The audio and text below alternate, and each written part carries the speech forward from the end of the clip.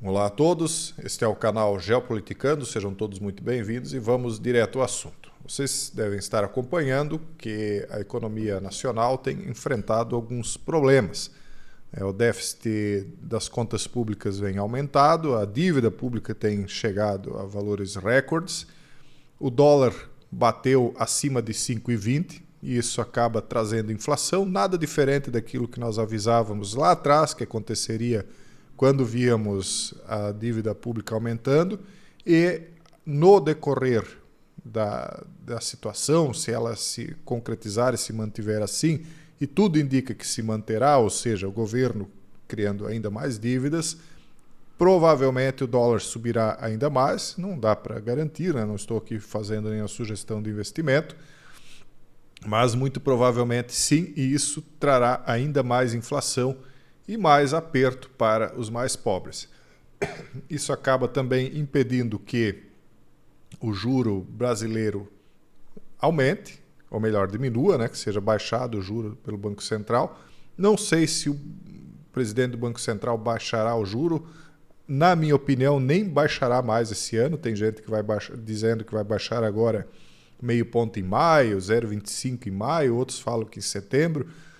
Olha, se a coisa seguisse dentro de uma lógica, embora que o Brasil não tenha muita lógica, ele nem baixaria mais os juros no Brasil, pelo menos não até que os Estados Unidos baixasse, sendo que o Brasil tem dois problemas. O juro norte-americano, que está muito alto, então o Brasil não pode baixar antes que eles baixem, e o endividamento público que só aumenta. Mas, né, vamos ver o que vai acontecer aí, a gente vai continuar atualizando vocês. E como desgraça pouco é bobagem, o Elon Musk, segundo aqui uma matéria do Metrópolis, está prevendo sanções dos Estados Unidos ao Brasil por conta da atitude de lideranças aqui da nossa nação. Ele acredita, o Elon Musk, né, que num futuro próximo os Estados Unidos deverão impor sanções ao Brasil semelhantes às que estão em vigor na Venezuela. Parece que vão rolar aí alguns processos internacionais, algumas coisas pesadas vão começar a acontecer aqui no país, né, em relação às nossas autoridades.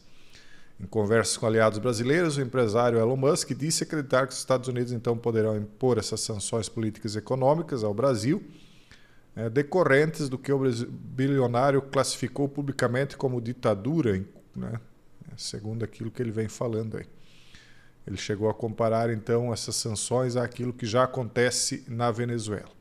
O Elon Musk, nós sabemos, e eu já tenho avisado vocês há um bom tempo, ele é aliado do Donald Trump, que por sua vez é aliado do ex-mandatário. Então, aquilo que vem acontecendo nos Estados Unidos está refletindo aqui. A briga interna lá entre os democratas e os republicanos está se espalhando por todos os países em que os Estados Unidos têm influência.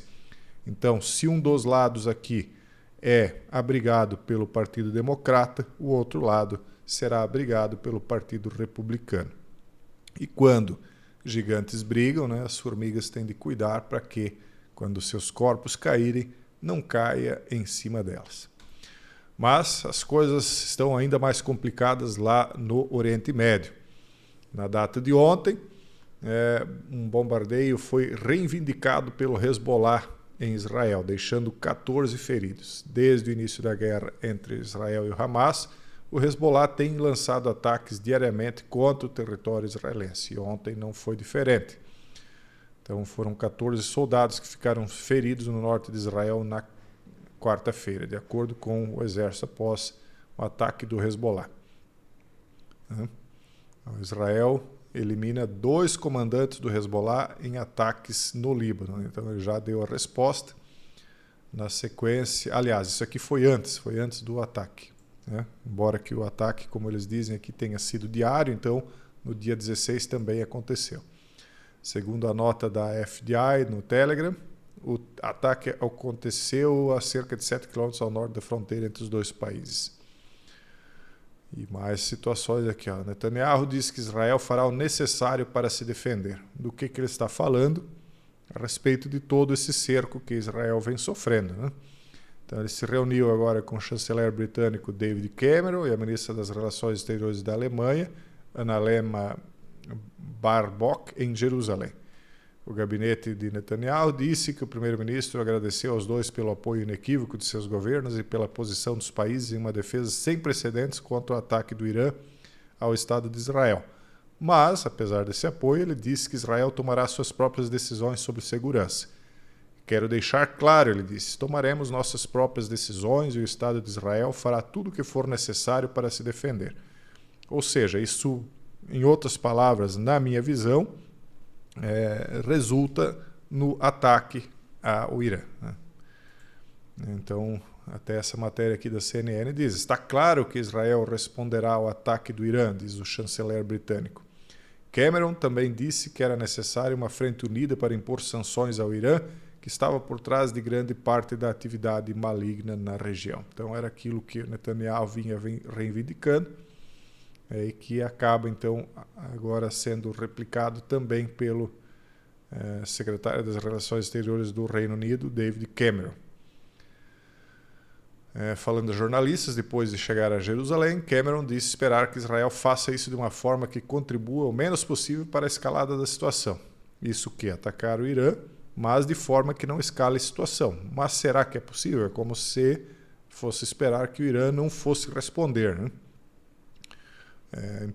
Cameron também disse que era necessária a Frente Unida para impor sanções ao Irã, que estava por trás de uma grande atividade maligna na região.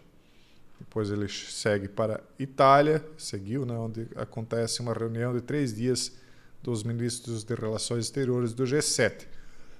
Porque eles já estão se preparando para o que vem por aí. Parece que isso vai envolver o mundo inteiro.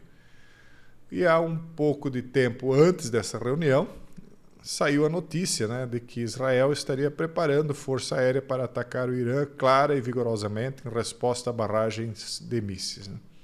Então, diz que Israel teria decidido atacar o Irã de forma clara e forte. Já está preparando seus aviões para realizar o ataque, de acordo com um relatório divulgado na segunda-feira.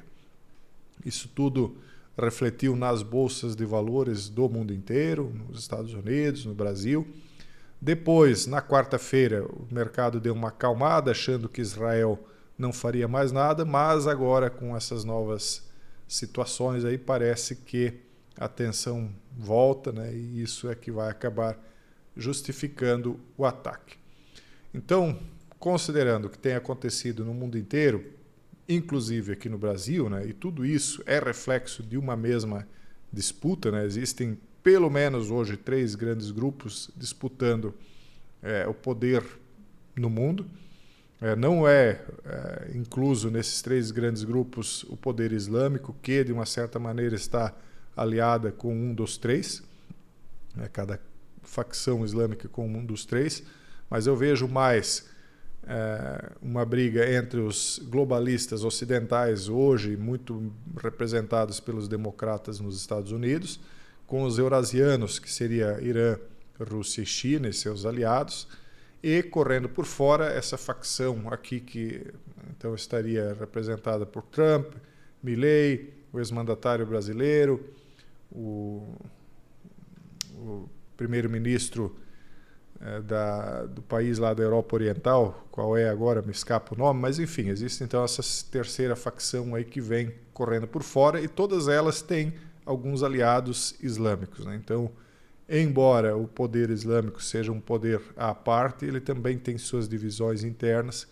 que acabam fazendo com que eles se aliem antes com países ocidentais do que entre eles. Nós vamos continuar acompanhando e trazendo aqui as informações na medida do possível para que vocês também fiquem bem informados. Pessoal, esse é o vídeo de hoje. Um forte abraço a todos e até o próximo vídeo, se Deus quiser.